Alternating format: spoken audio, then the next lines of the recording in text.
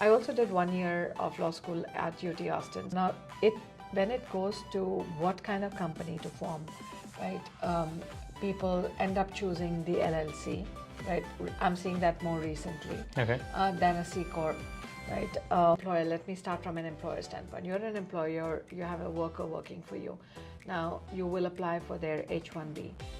The first thing that comes is the work, not the fact that you're going to go look for work for that worker, right?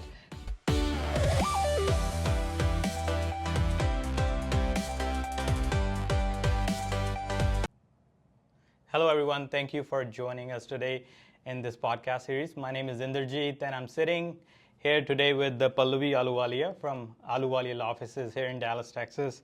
And she has been practicing legal space for many, many years. And behind me, there's a wall of lot of awards that she got. So I had the opportunity to sit down with her today and talk about her journey in this space as well as her law practice. So Pallavi Ahluwalia, welcome to the podcast. How are you doing today? Very well, Inderjeet. Glad to be here and to be part of your podcast. And hopefully we'll keep it interesting for the listeners. Hopefully they'll learn something and also participate in our conversation. Very good. So why don't we start off with your journey in the legal? How did you get started early on? Because I know a lot of listeners or young folks. Actually, my daughter was going to join me today to come here help me with the podcast. But who wants to start in this space? Some of the things they could do while they're in maybe high school, college, and so forth. So tell us a little bit about that. Surely. I don't think the journey of anybody here in this country who's been an immigrant can start without tracing their journey as an immigrant. Okay. Correct? To be a professional but an immigrant, I think you first understand how you came into the country and what you even drew you to the profession that you choose to go and work in or excel at or whatever defines however you are as a professional. I would say I came in here in my very, very early 20s. And when I came in here, I came in already with several degrees in English literature. So I had a master's in English literature, and then I had a pre-PhD degree in English literature as well, which was called an MPhil from the Punjab University, in which I had studied American authors. So I was very, very interested in American literature as well. When I came here, and what moved me here was my husband and his work that was going on in the US. He came in as a student, had his own journey, was working in Austin as an executive for Motorola. And when I came in here, I started to see what is it that I would do here that would make me contribute and feel good about what I do. So, and I started to explore journalism, and of course that went with my reading and writing abilities at that point with English. And then very gently my husband raised that reading and writing could also lead me to the profession of law. And I was like, okay, let me look at it. Because the way we understand the profession of law back home in India is very different from how my practice and how much of reading and writing this involves here. It's not just what you would imagine going up to court with and going in front of a judge. There's a lot more to be done here. And I explored looking at entry into law school within my, I'd like to say, 4 months of entry into the US. I took or went through the LSAT or took my LSAT exams in the next few months after I got interested in it and went into law school, got admitted and chose to go to SMU, which is here, and that's what brought me into Dallas. We were also, I also did 1 year of law school at UT Austin, so I drew from both the schools and I graduated. But when you asked me this question about what made me choose, and what the journey is, I would say when I went into law school, I studied a lot of international law and really imagined myself working for the UN, international law field, but also, uh, again, not completely thought about, but chose to be interested in immigrants. So I actually pulled up my paper that I had written for my writing class, which is required. The legal writing class has to be done well, and this was my A+ paper. and and this was the history of immigrants and development of immigration law in the United States of America, and it's written in spring of '96. Oh, wow. And yes, so I somehow was interested in immigration, and then I graduated and eventually joined the workforce some years later. And when I joined the workforce, I again thought through what would be my practice areas, and I was drawn to corporate law, which I did very well in law school. And I kind of associated myself saying, I definitely am going to be a corporate lawyer. But practicing in immigrant communities, there is no way you don't get impacted by immigration as the question. So I started my practice in 2002, and at that point just started almost right away hearing from the immigrant community, family law, immigration matters, everything, and that's what drew me into immigration practice. And since then I've been in practice for about 23 years, but Wow. this is what I've been doing. That is awesome. A great journey there. So I would like to go back. You said you did English literature. Actually, writing was one of my weakest subjects in English, coming from a multilingual background, but I did not know that. That's very fascinating. You said you did at Punjab University in Chandigarh. Yes, so yes, I'm an Air Force, I call myself a kid, being so old still, but I'm an Air Force kid, an officer's daughter, moved around everywhere. Okay. And college was through a different university, Kurukshetra University, and then the master's also was Kurukshetra University, but the pre-PhD degree was in Chandigarh at Punjab University.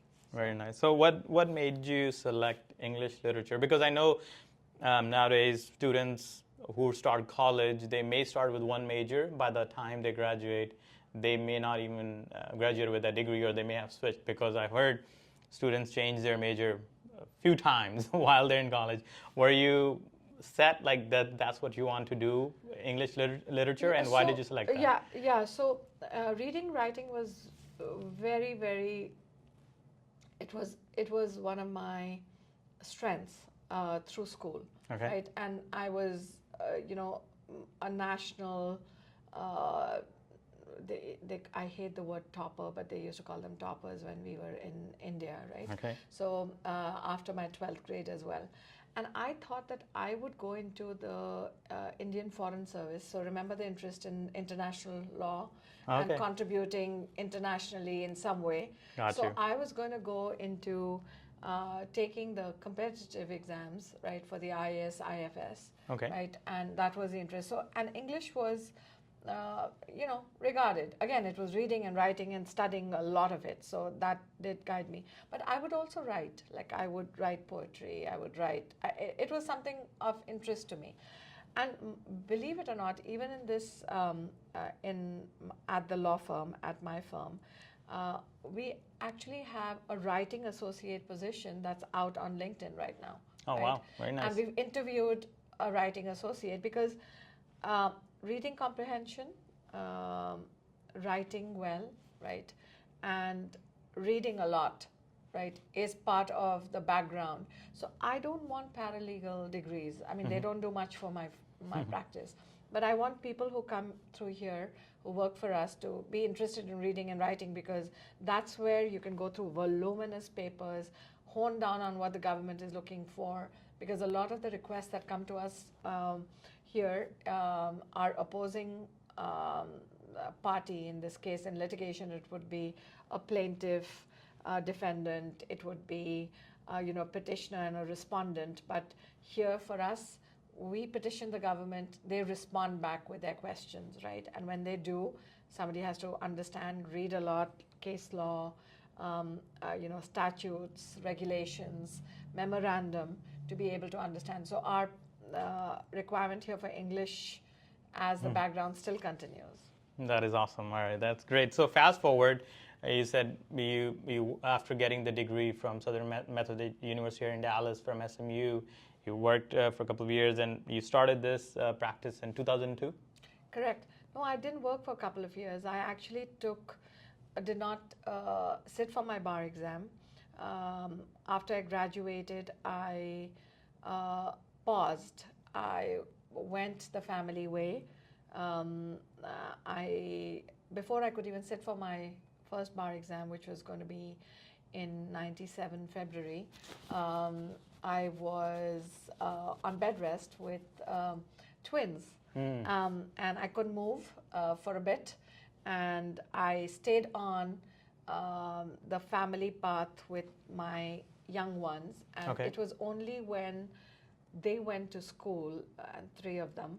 I had a younger one right after the twins. After they went to school is when I decided that, you know what, it's time. You know, they've gone to school. I've been a mom. They're 5 years old. Everyone goes to school from 8 o'clock to 3 o'clock. And this was a good time that I could go out and use my brain again completely. And that's when I'd say almost 6 years after I graduated is when I took my bar exam the first time. Okay. And I promised myself that that would be my only bar exam that I took. I would not repeat my bar exam. I would take it once and I would make it through. And believe it or not, after 6 years of giving up, I finished my degree, my JD. I took the bar exam in February of 2002 and I passed the bar exam. Oh man, that's quite a story. Yeah, that's very so motivational. I passed the bar exam. I just knew that I had to do it that time, and I did. And then soon after I was licensed, I went and I worked for a firm that did what I do, right? Which is a mix of different kind of matters, from family law to corporate matters to immigration. And I trained against a very under a person who was practicing immigration, and especially employment-based immigration. And I'll always remember Glenn Sun. She was a Chinese senior paralegal who kind of taught me some of the ropes of how she understood. And she was so exacting because here was a licensed attorney who was saying, listen, I'm just going to go and do all of this, and I have to, of course, learn it. And she would push me to the practical side of it. She would push me to the theory side of it. So she was a great teacher. And I worked at the firm, and she was under me, but teaching me. And I learned a lot from her. So, and that's when I decided that I'm going to start my practice, I did. 15th of November of 2002 is my first day at work. And I can't say, I mean, I wouldn't have it any other way. I don't think that what I receive in terms of satisfaction would come through anything else but working directly in communication with the clients directly. You can ask me the questions. Of course, it's still a firm. You call me and you may not get me directly, but eventually you'll get me, and I'll be taking you through your journey or whatever your questions are. So that's awesome. So as Pallavi Ji had mentioned that she started her own practice and she wouldn't have it any other way. And I was just looking in the office, and she's been featured on many local TV channels like CBS, NBC, and rated as the best immigration law firm by Silicon India.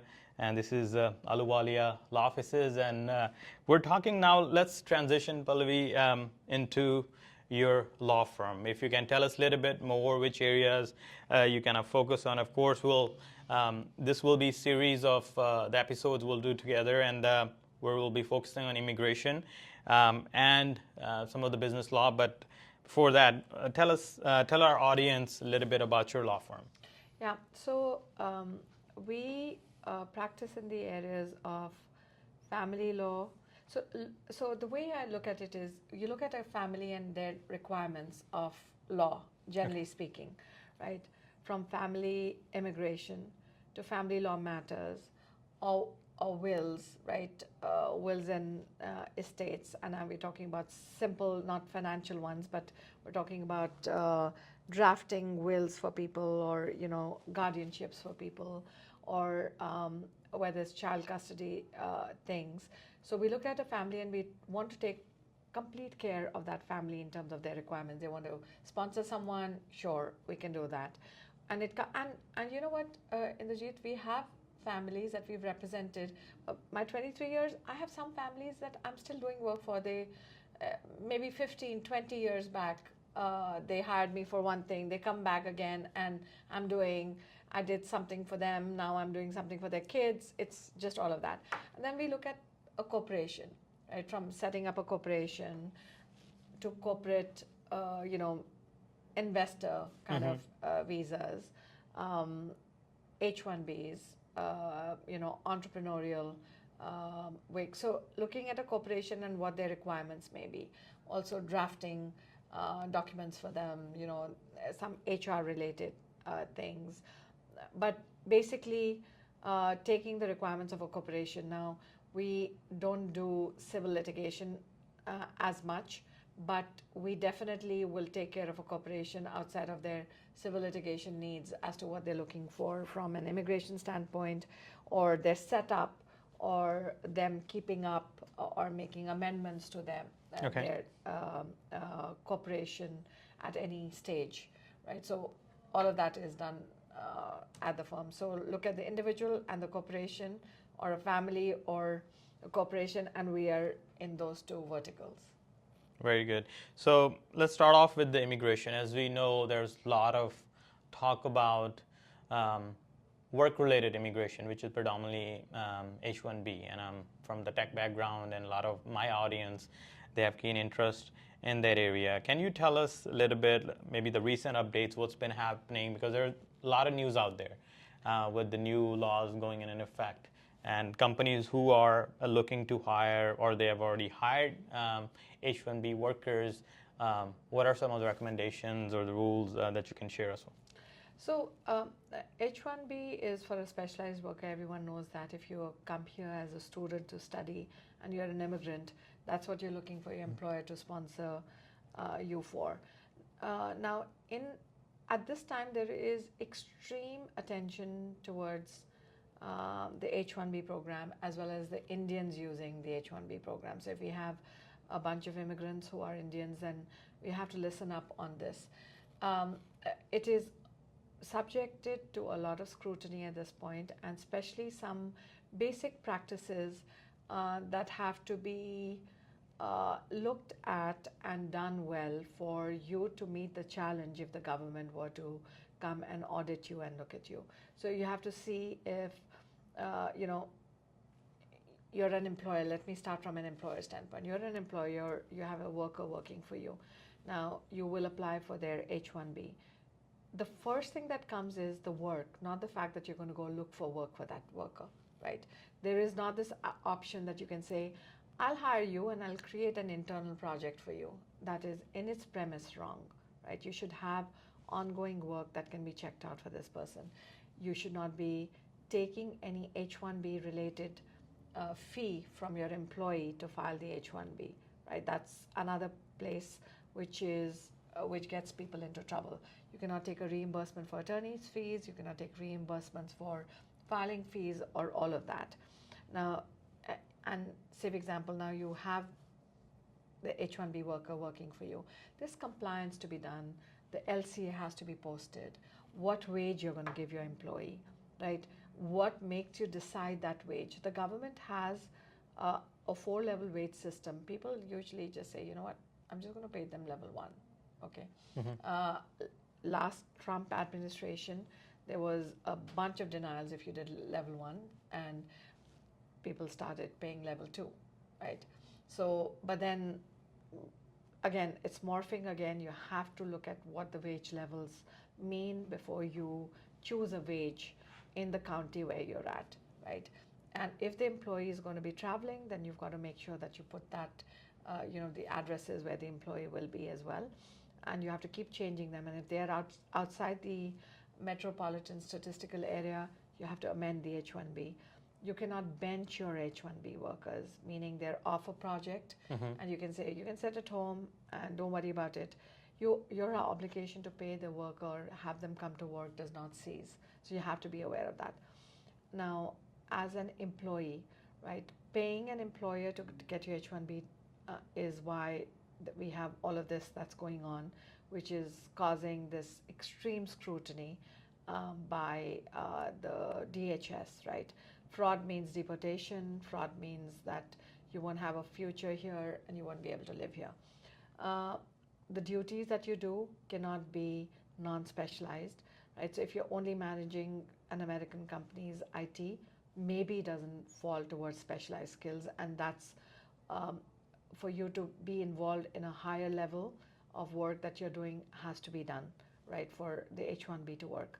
Now, this aside as general warnings, right now there is the NPRM notice review of public rulemaking that is fast-tracked towards being effective on February 27th of 2026. That's upcoming, and that is coming up for how to run the H1B lottery this coming year. And the way that H1B lottery is going to be run is it's going to be a weighted system. So basically you have 4 shots if you're being paid level 4. You have 3 shots for level 3, 2, and 1. Okay, but if you are an H1B candidate who has a master's, you will get 1 more shot still, right? So you still get that 1 more shot. So it's going to be a weighted system, and we wonder where people will fall in this, because we also have to be aware, and this is a little bit of a nuance, that the government has imposed a $100,000 H1B fee on people that are going to be part of this lottery that are coming in from out of the country. So if you're an employer who hires people from abroad, right, and they're your skilled, highly experienced employees who will be eligible for level 4 or level 3 wages, you have to understand that employers will be subjected to the 100K. So that will effectively remove a lot of the, I'd say level 3 and 4 from even being part of this. Because if you're in the country and you're a student, there are not too many employers that are going to give you level 3 or level 4. I mean, that belongs to the more experienced folks, right? And employers may just not do it. So let's see how this H1B season plays, because we'll have a lot of level 1s and level 2s. There will just be fewer level 3s because the 100K will be a barrier to a lot of people. So again, I think I've gone over the questions that you've asked me, but some warnings to level to the employers, some to the employees, and also to beware of what's upcoming in terms of the rule changes. And when does that go in effect? For this H1B season in 2026 March. So March is when the lottery opens. April 1st is the earliest you can file. But the lotteries usually runs for about 15 days, 10 to 15 days, depends on the government's announcement, between 5th of March and 20th of March, 19th of March usually. Okay. But then the government every year makes an announcement when it'll be done. It's done online. And now it requires a little bit more work to be done, because you have to understand the level of wages besides just filling up a form on the lottery and just doing it. So there'll be a little bit more effort on part of employers and their attorneys to figure this out. Got it. So seems like there's a lot of details and need to go in effect on both sides, employers as well as employees who are looking for the H1B. And what about students, Pallavi? What are some of the things they need to watch out for to make sure they are up to date and stay on the safe side because with all these changes, there's an impact for students who are on the student visa, maybe F1, and they're looking to transition in the future to H1B. Yeah, the students will have, I mean, it may, the whole, what's going on right now has been made harder, correct? I mean, we know that with all these announcements and, getting the reality of the weighted wages era that starts out, and how it's not a random selection, not everyone has the same shot of getting lucky, right? This would have, your employer would have an input, right? We'll see how this plays out, but it makes it tougher for students within the country, right? To get an employer on board who is, number one, willing to take on the work related to entering you into the lottery, paying you the prevailing wage, because if you were to have another student who does not require the H1B, an employer may say, you know what, you're a new student, and I mean, you're just a new worker, you're a student. I'm not going to pay you more than $20 an hour for this job, right? Now, when you're going through the H1B system, the level 4 that they want people to give is like $70-80 an hour. Very rarely would you get somebody, or even $100 an hour actually for level 4, right? Who's going to give a student $100 an hour starting out? It's going to be a tough one, right? So you have to convince employers to, first of all, run this process for you to get the H1B, and you have to be a great worker for somebody to believe that they would do that for you. That work itself, and payment to attorneys or however they manage that, and to commit to paying for the filing fees and the prevailing wage and the attorney's fees associated. Now, outside of that, they now have to look at the 4 level of wages and saying, okay, I cannot afford level 3, maybe I'll go for level 2, but I'll spend all this effort on it and resources, but I may still not get this student to get selected in the lottery because now I'm not being able to afford to pay level 3 or 4. So yeah, it's going to be a little hard for the students, but I think they'll survive. Everyone will do okay. Yeah. So it's very important to stay up to date with all these changes that are happening. Now, on the immigration side, the last thing I wanted to discuss was with more and more people working from home, how important it is, how strictly you can check the immigration documents, like, for example, I-9. Can we do it over the Zoom or a video call? So, so for companies that are e-verified, right, they have to enter it on a form. Okay. Right. So if you're, and then you have to enter all that information, and of course that can be done. But I think you have to physically look at the document, but it depends. I mean, there is any way that you get yourself verified. You can mail the documents in, and somebody can look at it and do that. Meaning in person, if you're sitting in California, but you have your employee here, right? And they have to look at your documents. You can scan it to them, they can print it out, they can put it in the folder if they're not e-verified and it's not being done online. But the company has a system. But a form, the I-9 form has to be preserved. It has to be in everyone's folders. And we ask people who are even sitting remotely for us, but are working within the US to provide that. I mean, people who are abroad, it doesn't matter. Yep. Yeah, got it. All right. So yeah, it's very important for the companies to make sure they're compliant on all these rulings, because any miss can cause a lot of trouble. So let's transition over, Pallavi, to business law, and we'll talk about a little bit intellectual property. Say you are here with H1B, or you've been in the country, you got your green card, or maybe you're a citizen. Now you're looking to start your own business. A lot of people from the community, they go on that journey. So what are some of the things someone should look out for, whether they're looking to register a company, LLC versus a C corporation? Can you shed some light on that? Yeah, so if you're based on where you're going to run your business primarily, right? So it depends on where you are set up, which state you're set up. Texas is a pretty business-friendly state, right? The corporate taxes are, I mean, for small businesses under $1 million, you don't even have to I mean, you're pretty okay, right? You don't have much going on. Now, when it goes to what kind of company to form, right? People end up choosing the LLC, right? I'm seeing that more recently than a C corp, right? Or an S corp, right? People, because there is a little bit of an ease to how to run an LLC. You register the company, you have your articles of formation, right? And then you have an operating agreement, and that's pretty much it. And maybe we as attorneys even do a little bit more formality to keep it where we keep the LLC and the individual distinct, right?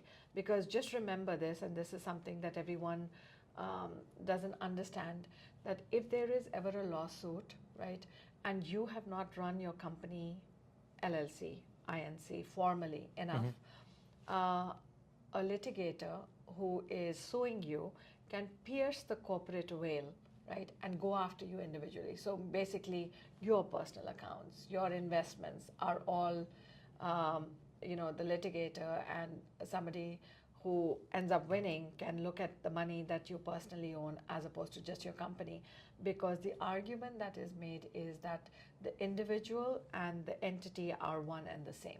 Right? So what's a plus for running an LLC or a company that is an S corp that you run very casually is also your minus if you were to be sued, right? So you have to be aware of that. Now, where it comes to a corporation, right? You have your articles of incorporation, right? You choose your state, but if you're here in Texas, then of course it's a Texas corporation. You have your shareholder agreement.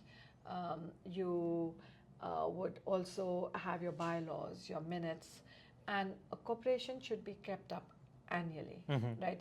But that's a good thing, because that formality of how you run it, and we tell people, and I remember being part of this lawsuit as an attorney earlier in the career, in the 6 months that I went and worked at another firm, and witnessed our firm take down a defendant who had literally printed out the annual minutes the same day. It was on the same font, looked the same, nothing was different, right? And so basically the company was not being kept up, right, on an ongoing basis.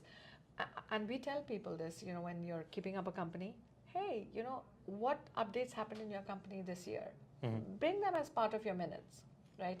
Keep up the company as a company would be. I mean, you're not only doing it for yourself, but tomorrow, imagine, maybe you want to sell your company, right? How does it appear to another one? If it's one and the same, you're not getting much for your company, right? But if you are projecting for this to have any benefit to you in the future, then just run it as you would run, a professional, properly kept up company, and that would help you.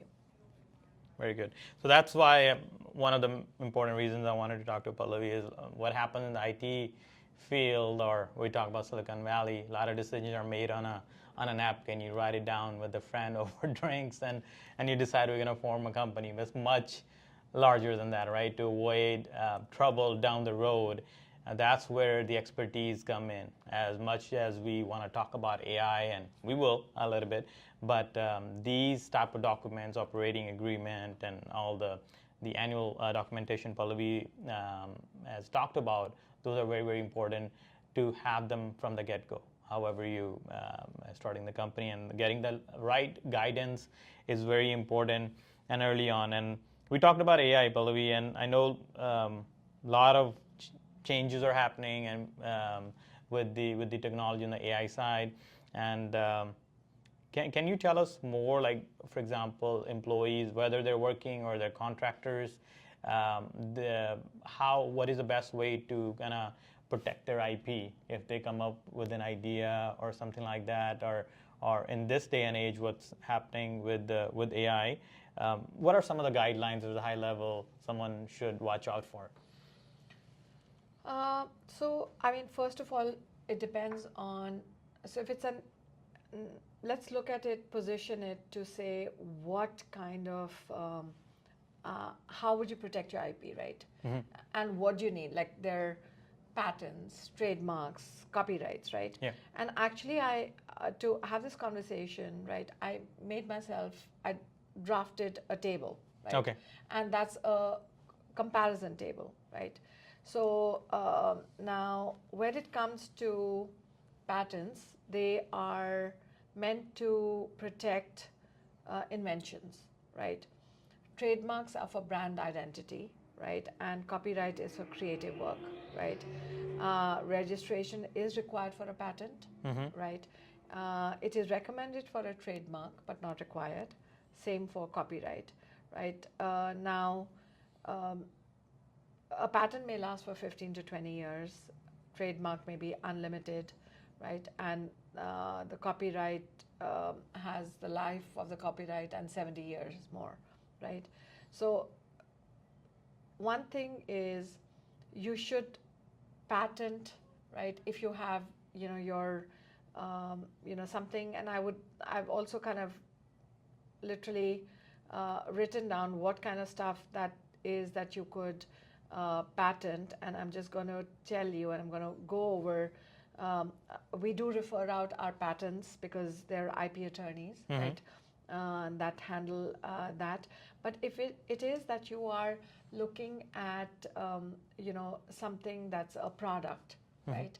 And there are, scientific either processes or whatever that you get to that product, then patent is recommended. And then you must do it before you were to, let's say, make a public disclosure that, I have this. Yes. Because after you've made a public disclosure, it's up for grabs. Yeah, It's something anybody can have that it. already exists, right? So where it comes to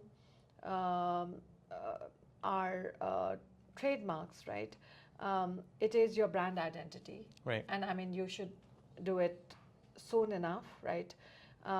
But say, for example, we have this. I think I read something recently about a company that obviously just was formed and got quickly in the news, right? And they went to check for the domain, right? And the domain was taken out, and that's where you would lose your, the copyright or the right to that domain, or that name that you have that you've already gotten famous by. Right. So the point is, you must try and do it before, when you check the availability of the name. Just do everything that you have to at that point. Right. Otherwise, a bit later is a bit too late. Right. That's very important to sort of have a checklist on the IP side, because as we know in the IT field, technology is changing very rapidly, and a lot of changes because of the AI. And on the IT end, that is important to have those in check. Now, let's talk about, Pallavi, about funding, right? We talked about LLC versus C corporation. What are some of the things that companies or individual, the founder, should watch out for, or the red flags they can run into if they're looking to, going through a series of funding or looking for investors? What are some of the do's and the don'ts in that scenario? Surely. So if you've set up your company, it should be properly set up. And I pointed out, like, you have to run your company like a company, not like an individual. Right. Right. If, say, for example, now you set up as an LLC, but to get in more shareholders, and you were a single member LLC, right? You're getting more shareholders in, you want to convert it to a C corp, because you're imagining getting more people in there and, issuing your series of different kind of stock certificates.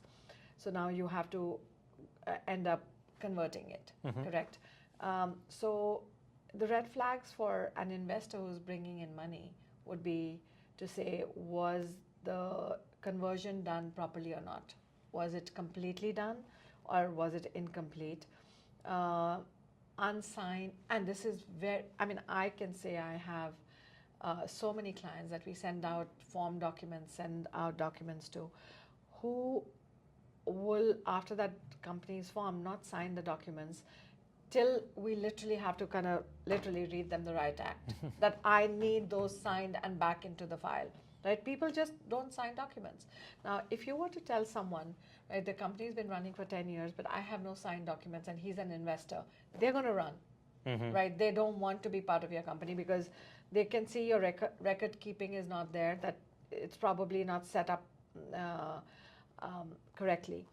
There's also sometimes a mismatch in the name of the company, the documents that you have. Basically, maybe you drafted it yourself, whatever you did, and you didn't do a good job copy pasting it. But your tax documents say some other name and something else. Now, that is also a problem. You're not going to have funding that you're wishing for or investors to be invested. You'll get dumped pretty soon. So, the investors also typically care about your voting rights, right? Who were your partners earlier? They've left, but do they still have voting rights or not, right? And that is a problem, right? So if the members have to take prior shareholder approvals for issuing new equity, the investor is going to go, right? Because you have to now go look for your, somebody who was part of your company, but because your initial formation documents have established that any equity that has to be issued would be issued with approval from the shareholders, and that's standard stuff. So if you are setting up a new company, right, and you're setting up your company and you are projecting, you're not just trying to establish a company so that you could just open a new bank account, right, for your company, but you're looking at the long-term goal. Be aware of each and every provision that would lead you to an investor coming in later on, right, and looking at all of these things 5 years down the road, 2 years, maybe you're successful and it could be just a year down the road. And maybe at that time it's easier to modify, but it won't be, right? Once you're, 10 years into your business, and you had other partners, now you're looking for those partners. Nobody is willing to sign off on things, and they're not willing to do, and they know that you're getting investors. Guess what? You will get the run for getting a partner that was a previous shareholder in your company to one part of that, let's say, investment that's coming in, right? So trouble. Yeah, that's a red flag. So very, very important. I know a lot of founders in the tech space or in general in startup space get so busy wearing multiple hats. But even in this day and age, we talk about AI, right? We have AI Singh that we're going to introduce you in a little bit. But it's always important to have someone professional on your side that knows all the do's and don'ts so you don't get into trouble down the road. With that being said, we're moving toward the last question of this podcast. Pallavi, what is your recommendation overall happening in the immigration space related to the work visas and your closing statement? Yeah, so, and before we finish, I think one thing that I would say that to just close out our investor best practices is what an investor is going to look, and I'm going to move to your last question, is the investors are going to verify your ownership percentages, right? Your cap table, whether it's fully diluted, vesting schedules, option pool authorization, notes, warrants, and they also will want to confirm the equity issued matches the governing docs, right, which is what I raised to you, and that proper approvals were obtained per voting thresholds. That's already marked in your original documents that you had, right? And there are no undocumented promises of equity to people, right? And now that we're and they will examine your federal tax returns, your state filings, meaning your Texas franchise tax filings, your sales tax compliance if you're selling a product, right? Your payroll tax filings if that's the case. And also looking at if you converted from a LLC to a C Corp, they look at all that conversion documentation as well. So just be aware of all of this. Now to wrap up with your last question on the H1B, I would like to say that everyone that is going to be jumping in, as long as you're aware of what your background is, right, in terms of the compliance requirements, and we started out with the do's and don'ts for employers, what you can do, what you can't do. The rest of it is just managing a process. I mean, I'm not going to tell people, oh, be scared and wait this one out. No, because next time may morph into something crazier. So if you have an employer, don't say, I still have 3 more counts for the lottery, I'll wait for the next one. No, because next one, it may not even exist. So we don't even know what's going to happen there. And if you're an employer and you have this good employee, don't be on the fence, be supportive. Let's devise ways to get to how you can maximize your lottery. Maybe the employee may be paid, level 3, but you can hire, if you can't afford that level 3 wage for the whole year, maybe you can hire the employee as a part-time worker, right? And we don't know the impact of that on the lottery yet, but I don't expect it to, if the employer has a part-time job available at level 3, then so do that, and let's go for it. So as long as you're aware of the landscape that is part of the immigration developments and you're tied into news sources that help you, don't let them scare you, but take advice and counsel where people are experienced and can help guide you as to what you do, and don't make any mistakes with the warnings that we've given you already. Yep. Was it too bulky? No, it was perfect. Like she said, do not make any mistakes. And part of the reason I am talking to Pallavi, we're launching our AI agent, AI Singh, because I know that AI by itself is not enough, and especially in professional services. In this field, you need someone expert, someone professional can guide you throughout the journey. So if you have any questions related to that, you can scan the QR code and you can get in touch with us and get the right help, whether it's immigration, business, or any part of a law that you need help with. So thank you for joining us today, and thank you, Pallavi, for joining us. All the best on your new venture. May it be very successful. You're ahead of the pack here that's going in for AI pertaining to the legal field. Hopefully it will rock and you'll do very well. Thank you. Thank you for joining us today.